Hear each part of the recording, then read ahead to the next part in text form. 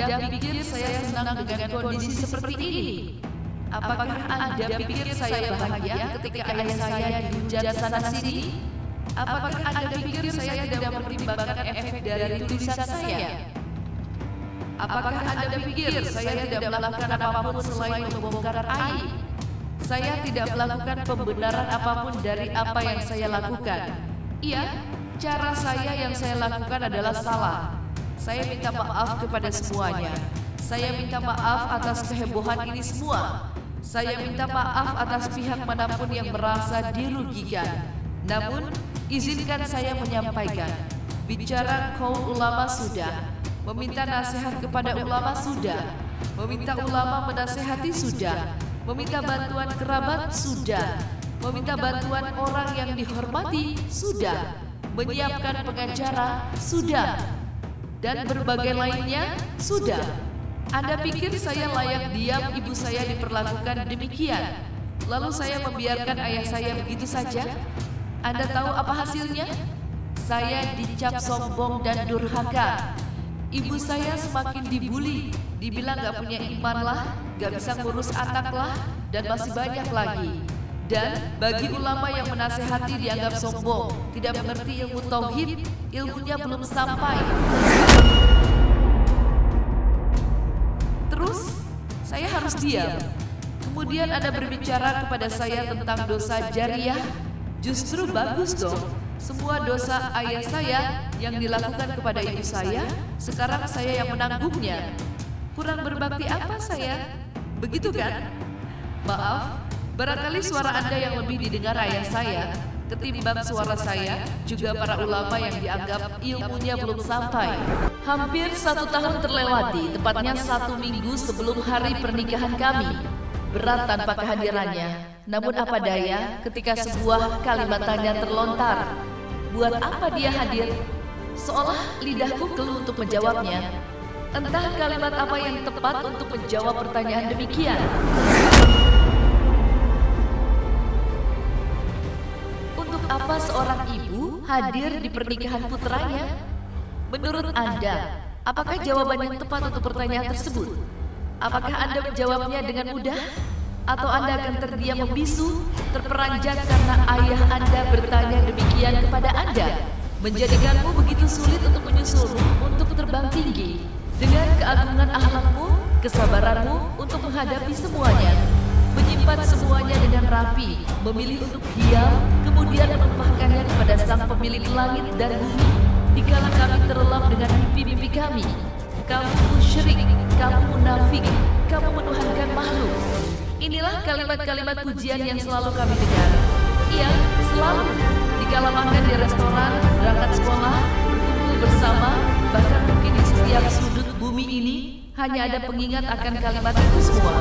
Bahkan mungkin di setiap sudut bumi ini hanya ada pengingat akan kalimat itu semua. Namun dirimu, iya, dirimu tak pernah mendengar sekalipun kalimat tidak, kata yang menyakiti hati kami. Berapa lama ya? Iya, hanya sebentar, mungkin sekitar 15 tahun.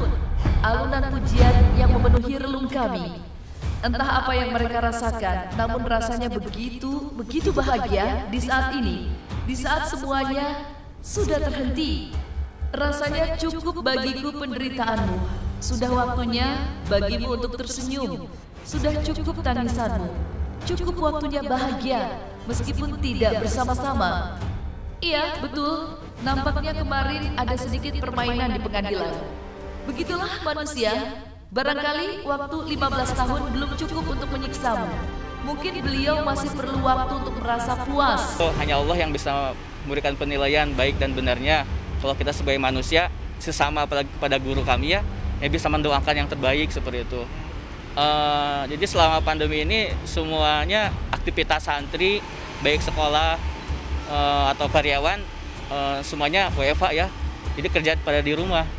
Jadi selama saya tahu mungkin tidak ada komunikasi sesama santri di sini, jadi kurang tahu gitu. Ya kalau seperti itu kan kapasitas keluarga ya. Jadi lebih baik ditabayunkan, diobrolkan bersama-sama gitu, berembuk ya. Jadi bukan saya kapasitasnya orang luar tidak bisa untuk memberikan komentar apapun gitu, hanya bisa mendoakan yang terbaik seperti itu. Kalau AA menurut saya luar biasa ya, sebagai guru kami, guru spiritual juga, guru kehidupan, membina santri di sini dengan betul-betul, dengan penuh keimanan dan keikhlasan, menumbuhkan sifat wiro entrepreneur, menumbuhkan marifatullah, kenal kepada Allah, terus menumbuhkan sikap akhlak aman yang baik sesama santri, sesama masyarakat lingkungan di sini gitu.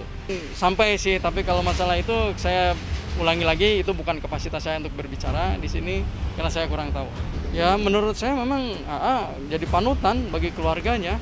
Itu mah tidak jadi kewajiban seorang ayah dan seorang guru sekaligus dia menjadi panutan buat keluarganya itu sendiri. Saya hanya cukup mendoakan menjadi keluarga sakinah mawaddah warahmah, keluarga yang diridhoi oleh Allah, bahagia dunia, bahagia akhirat, seperti itu.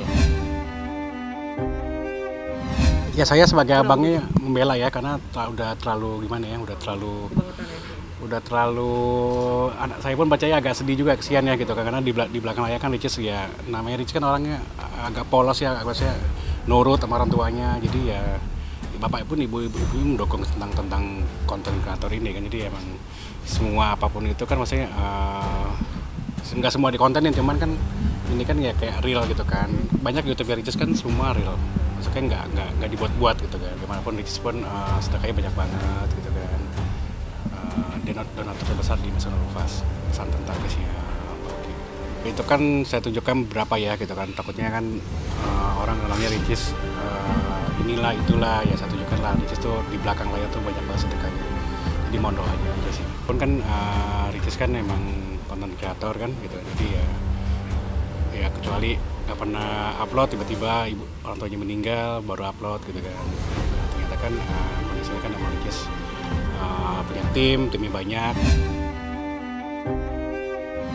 Perkara Desi Ray, ya kan Desi itu intinya salah satu syarat utama adalah harus kembali tanah ibunya yang ditembok oleh suaminya. Semula syarat itu berat dipenuhi oleh suaminya, tapi belakangan ya sepertinya sudah setuju untuk mengembalikan itu tanah. Tapi kalau untuk kembali memadu cinta sebagai suami istri, Desi Ray sudah mengatakan no way. Ya, si Desi sudah mengatakan tidak akan kembali lagi dalam perkawinan semula. Ya, kita belum tahu kalau syaratnya udah sini, lagi pula nggak terlalu banyak harta yang dibagi. Jadi kan yang kita bilang, kita ini kan bukan keputusan yang gampang buat saya. Saya mau pikir dulu karena ini kan buruk banget buat wanita-wanita di Indonesia, jangan sampai diginiin juga. Jadi saya mesti pikir-pikir juga dulu. Ya, jadi perlu waktu untuk mikir. Untuk para suami, para kaum lelaki, jangan perlakukan kami wanita seperti sampah. Udah nggak guna mungkin, udah nyusahin, mungkin masa tua dibuang aja. Juga buat ibu-ibu, wanita, pikir 1000 kali kalau mau menikah juga. Pikirkan baik-baik, jangan asal menikah saja. Karena iya panjang. Apalagi kalau udah perkawinan bukan yang pertama, lebih sulit lagi nanti, banyak permasalahannya. Jadi buat teman-teman rekan wanita berhati-hati untuk mengambil keputusan. Saya pikir itu sih yang mau saya sampaikan. Kita nih wanita nih lemah, pihak yang lemah. Jadi sebelum bertindak kita harus pikirkan matang-matang. Jangan kayak saya. Juga nggak ngerti juga maksudnya gitu. Itu kan memang kalau di mana-mana yang tadi seperti saya bilang, kalau namanya kita mau baik, segala sesuatunya itu ya harusnya dibaikin, nggak disindir-sindir, nggak di ngelihat anak aja juga enggak, telepon anak juga enggak, kasih biaya anak juga. Jadi kalau memang itu tidak seperti itu. Jadi buat apa baik kalau memang sudah tidak bersama lagi. Kalau saya sih dari awal dulu, karena saya juga nggak tahu maksudnya apa. Saya juga nggak ngerti. Kalau saya ini kan memang hanya menginginkan keadilan yang memang harusnya sudah saya dapatkan dari dulu. iyalah, tapi kita banyak kok yang tahu. Orang-orang terdekat sangat tahu. Jadi biarin aja. Biasanya kan memang gitu, kalau namanya keluarga pasti badan kayak sudah lah. Mahat itu juga tahu kalau membela sesuatu yang benar tuh nggak apa-apa. Nggak gampang lah, maksudnya kita sudah biasa punya pasangan, bangun tidur, semua ada sama-sama, bahkan di rumah ada teman ngobrol. Kalau ini kan saya sendiri sama anak kayak gitu. Awalnya tuh adaptasi, terus udah gitu pasti yang namanya di dalam hati tuh sedih, nangis itu pasti ada. Tapi kan itu dijalani, itu kan berproses, terbiasa, maksudnya bisa karena terbiasa. Jadi sehingga pelan-pelan saya jalanin dan ternyata ya saya bisa. Saya nggak tahu juga sih, mungkin itu nggak ngurus saya juga, karena saya nggak tahu sebenarnya maksudnya buat saya atau buat orang lain. Jangan dulu, kita kan nggak tahu kan itu buat siapa. Saya kan jarang, saya bukan tipe orang yang curhat di story. Saya biasanya diam, terbukti dong. Saya bertahun-tahun diam, orang kan nggak ada yang tahu. Jadi jangan disentil-sentil lagi. Banyak lah, pemicunya banyak, nggak boleh saya jalankan. Intinya pemicunya pasti ada.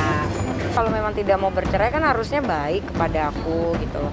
Ini nggak mau cerai, tapi mungkin Askanya nggak mau cerai, tapi mungkin pihak keluarganya pengen cerai gitu. Selama ini kan sebenarnya aku diam, maksudnya disudutkan semua orang, satu Indonesia menghujat gitu loh. Cuma kan intinya semua orang tidak tahu apa yang terjadi sebetulnya. Dan yang aku sedihkan adalah pihak dari keluarganya pun juga kita tidak usah mencari siapa yang benar siapa yang salah, tapi intinya adalah jangan pula seolah-olah kalau dia tidak salah gitu loh, dia tidak melakukan satu kesalahan gitu yang sehingga membuat terjadi seperti ini, punya permasalahan rumah tangga pula gitu loh. Intinya adalah seperti itu sih, maksudnya secara gentle saja gitu loh. Ya aku sangat kecewa sih. Ya intinya kan aku juga jadinya tahu siapa mereka. Proses banding dari pihak Pak Askara ya belum kami terima. Cuma sampai sekarang, kami kan melihat di media-media ataupun dari pengakuan dari Ibu Taslim ya bahwa mereka mengajukan banding. Makanya kan saya selalu mengingatkan kepada Mbak Nindi, kita boleh mengutarakan di dalam medsos, tetapi ada hal-hal privasi yang tidak boleh diungkapkan di dalam publik.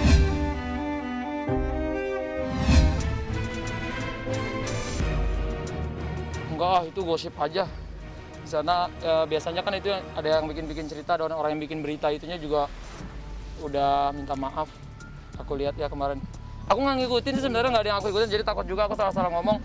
Tapi kemarin aku nggak tahu juga berita itu, tapi kemarin aku dikirimin keluarga mas nggak ada diusir gimana, nggak ada. Malah bersahabat kok sama masyarakat sana, karena dari dulu juga pindah-pindah. Maksudnya kita kalau tinggal di suatu tempat, yang penting keamanan, kenyamanan bersama. Apalagi keluargaku tuh tipikalnya taat peraturan.